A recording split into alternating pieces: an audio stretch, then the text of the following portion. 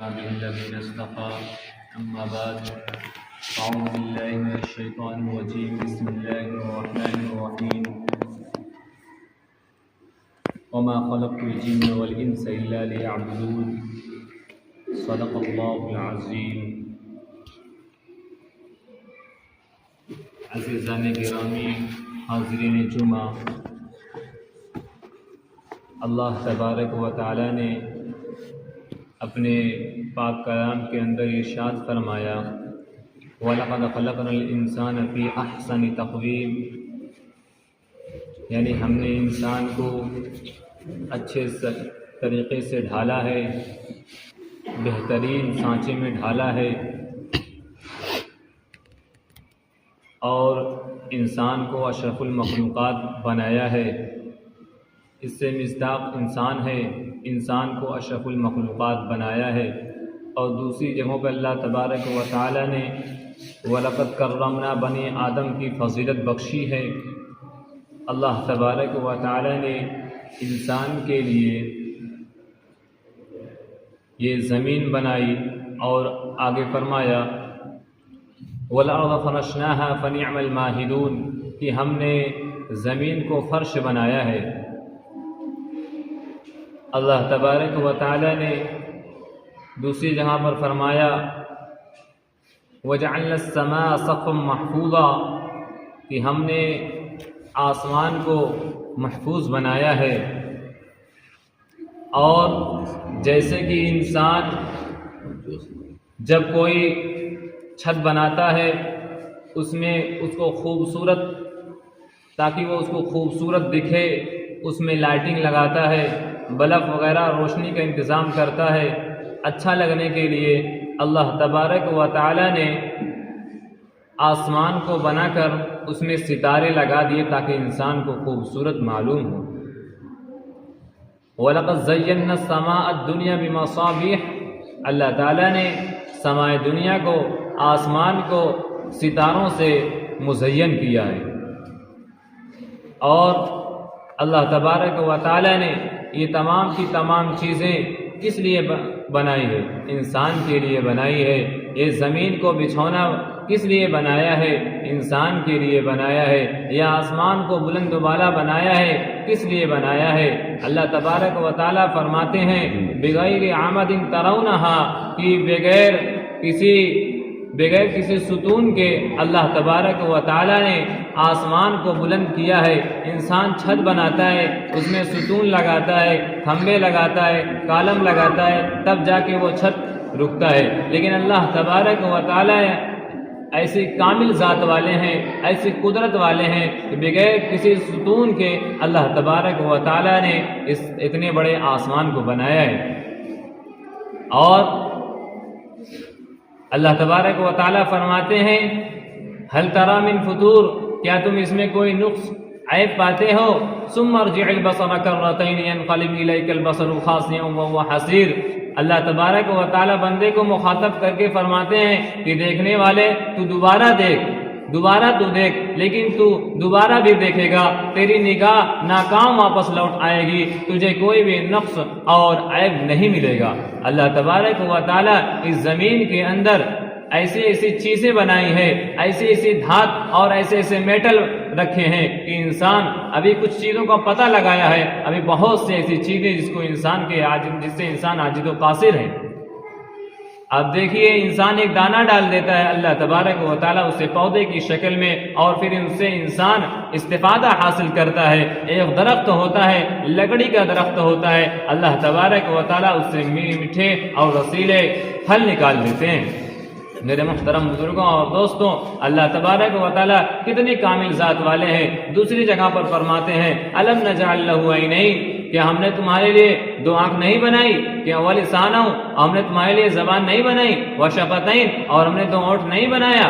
کس لیے؟ اللہ تبارک و تعالیٰ یہ اپنی قدرت پر، اپنی قدرت کی ہم ایسی کامل قدرت والے ہیں، ہم ایسی طاقت والے ہیں، بندوں کو اس طرف متوجہ کر رہے ہیں کہ دیکھ میں نے تیرے لیے یہ بنایا، دیکھ میں نے تیرے لیے یہ بنایا، تاکہ تو اس میں دیکھ اور غور کر اور غور و فکر کر، تجھے معلوم پتہ چلے گا کوئی کامل ذات ایسی ہے کہ وہ پورے سسٹم کو سنبھالے ہوئے ہے، کوئی ایسی کامل اور مکمل ذات ہے جو تنے تنہا ہے اور اس کا کوئی ساجی نہیں ہے، اس کا کوئی شریک نہیں ہے۔ یہ تمام نظام اللہ تبارک و تعالیٰ نے انسان کے لیے بنایا ہے۔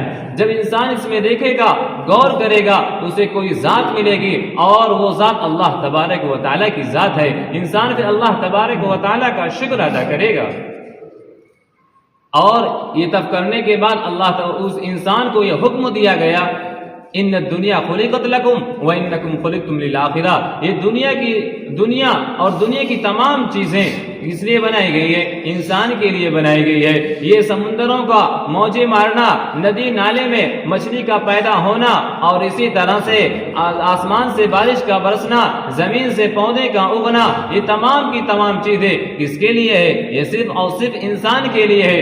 انسان کو کس لیے پیدا کیا ہے؟ انسان کو آخرت کے لیے پیدا کیا گیا ہے، انسان کو آخرت کے لیے پیدا کیا گیا ہے۔ اللہ تبارک و تعالیٰ اپنی رضا کے لیے پیدا کیے ہیں، اللہ تبارک و تعالیٰ اپنی عبادت کے لیے پیدا فرمائے ہیں، اور پھر انسان جب دنیا میں گیا ہے اللہ تبارک و تعالیٰ نے اس کو کتاب دے دی اور اس کا مقصد زندگی بیان کر دیا ہے۔ تمہارا دنیا میں جانا اور دنیا میں رہنا کس طریقے سے ہوگا، کیسا طریقہ ہوگا، تمہارا مقصد زندگی کیا ہے، اللہ تبارک و تعالیٰ نے اس کو صراحت کے ساتھ قرآن کریم میں بیان کر دیا ہے۔ وما خلقت الجن والانس الا لیعبدون، کہ ہم نے انسانوں اور جناتوں کو محض اپنی عبادت کے لیے پیدا کیا ہے۔ انسان کا مقصد زندگی کیا ہے؟ انسان کا مقصد زندگی اللہ تبارک و تعالی نے بیان کر دیا ہے کہ تمہارا مقصد زندگی میری عبادت ہے، میری اطاعت ہے۔ جیسے ایک غلام ہوتا ہے اپنے آقا کی اطاعت کرتا ہے تو آقا اس سے خوش ہوتا ہے، لیکن وہی غلام اگر اپنے آقا سے بے توجہی کرتا ہے، نافرمانی کرتا ہے، تو اس کا آقا اس سے خفا ہوتا ہے۔ میرے محترم بزرگوں اور دوستوں، ہم یہ چاہتے ہیں کہ ہمیں سب کچھ مل جائے، ہم یہ چاہتے ہیں ہمیں ہر تمام سہولتیں مل جائے، لیکن اپنے آپ کو بدلنا نہیں چاہتے ہیں۔ ہم یہ چاہتے ہیں حضور علیہ الصلوۃ والسلام کی زیارت خواب میں ہو جائے۔ لوگ پوچھتے بھی ہیں کہ حضرت ایسا کوئی وظیفہ بتا دیجئے جس سے ہمیں حضور علیہ الصلوۃ والسلام کی زیارت خواب میں ہو جائے۔ میرے محترم بزرگوں اور دوستوں، خیام میں کیا پوچھنا ہے؟ ایسی بات پوچھو، میں ایسا وظیفہ آپ کو بتاتا ہوں کہ جیتے جاگتے آپ کو حضور علیہ الصلوۃ والسلام کی زیارت نصیب ہو جائے گی۔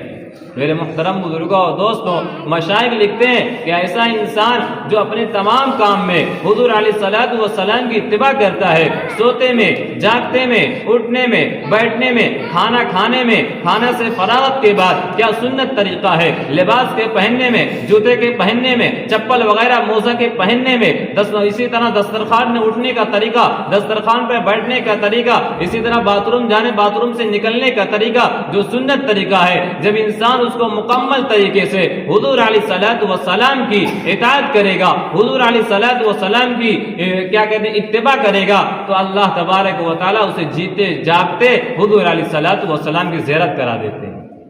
میرے محترم بزرگوں اور دوستوں، یہ ہے حضور۔ لیکن آج ہماری غفلت، یہ جو مہینہ چل رہا ہے یہ شعبان المعظم کا مہینہ ہے۔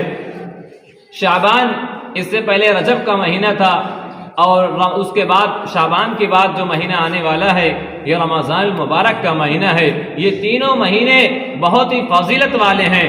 رجب کا مہینہ تمام مہینوں سے ایسے ہی فضیلت رکھتا ہے جیسے کہ قرآن کریم تمام کتابوں سے فضیلت رکھتی ہے۔ اور شعبان جو مہینہ چل رہا ہے جس میں شب برات آنے والی ہے، یہ شعبان کا مہینہ ہے۔ شعبان کا مہینہ ایسے ہی فضیلت رکھتا ہے جیسے کہ ایسے ہی تمام مہینوں پر فضیلت رکھتا ہے جیسے کہ حضور علیہ الصلوۃ والسلام تمام انبیاء پر فضیلت رکھتے ہیں۔ اور آگے جو مہینہ آنے والا ہے وہ رمضان المبارک کا مہینہ ہے۔ رمضان المبارک تمام مہینوں پر ایسے ہی فضیلت رکھتا ہے جیسے کہ خود حق تعالی شانہ کو تمام مخلوق پر فضیلت ہے۔ میرے محترم بزرگوں اور دوستوں، اور اسی طرح مشائخ نے بیان کیا ہے کہ یہ شعبان جو لفظ ہے یہ 5 لفظوں کا پہلا حرف نچوڑ کر یہ لفظ شعبان بنایا گیا ہے۔ مشائخ فرماتے ہیں کہ شعبان اس میں 5 حرف ہے، اور پہلا حرف شین ہے، دوسرا حرف عین ہے، اور تیسرا با ہے، چوتھا الف ہے، اور 5واں نون ہے۔ شین شرافت سے لیا گیا ہے، عین علو مرتبت سے لیا گیا ہے، با جو ہے بر یعنی نیکی سے لیا گیا ہے، اور اسی طرح الف یہ الفت یعنی اللہ تبارک و تعالی کی محبت سے لیا گیا ہے، نون جو لیا گیا ہے نور سے لیا گیا ہے۔ مطلب بتانے کا یہی ہے جب انسان اس مہینے میں اللہ تبارک و تعالی کی عبادت کرے گا، حضور علیہ الصلوۃ والسلام کی اتباع کرے گا، تو اللہ تبارک و تعالی اس کو 5 نعمتیں عطا فرماتے ہیں میرے محترم بزرگوں اور دوستوں۔ لیکن اگر ہم لاپرواہی کریں گے، یوں ہی بے اعتنائی کریں گے، تو اس میں بھی اللہ تبارک و تعالیٰ کی طرف سے پکڑ آتی ہے میرے محترم بزرگوں اور دوستوں۔ جیسا مہینہ ہوتا ہے، جیسی جگہ ہوتی ہے، اسی حساب سے نیکی بھی بڑھتی ہے، اسی حساب سے اس کے جرائم بھی برے ہوتے ہیں میرے محترم بزرگوں اور دوستوں۔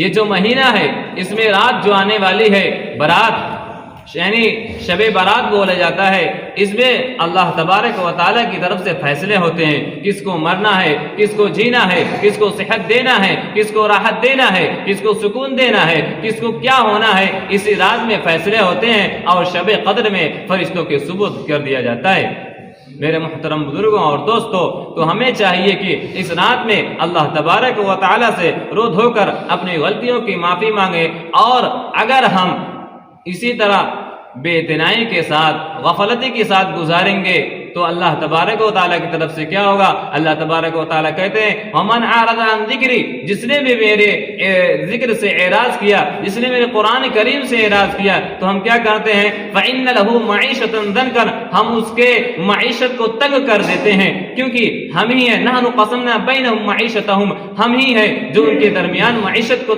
بانٹتے ہیں، ہم ہی ہیں جو ان کے درمیان معیشت کو بانٹتے ہیں۔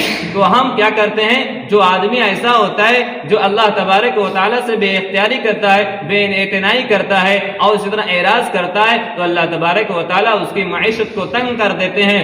یہ تو دنیا میں نقد عذاب ملتا ہے، اور آخرت میں اللہ تبارک و تعالیٰ فرماتے ہیں وَنَحْشُرُهُ يَوْمَ الْقِيَامَةِ أَعْمَىٰ، ہم اسے اندھا اٹھاتے ہیں قیامت کے دن۔ اللہ تبارک و تعالیٰ کہتے ہیں ہم ایسے بندے کو اندھا اٹھائیں گے۔ کیوں اندھا اٹھائیں گے؟ من جنسہ عمل، یعنی وہ دنیا میں رہا تو اللہ تبارک و تعالیٰ کے حکموں سے اندھا بنا رہا، حضور علیہ الصلوۃ والسلام کے اتباع کرنے سے اندھا بنا رہا، حضور علیہ الصلوۃ والسلام کی فرمانی کرنے سے اندھا بنا رہا، تو اللہ تبارک و تعالیٰ ایسے بندے کو قیامت کی اندھا بنا کر اٹھاتے ہیں۔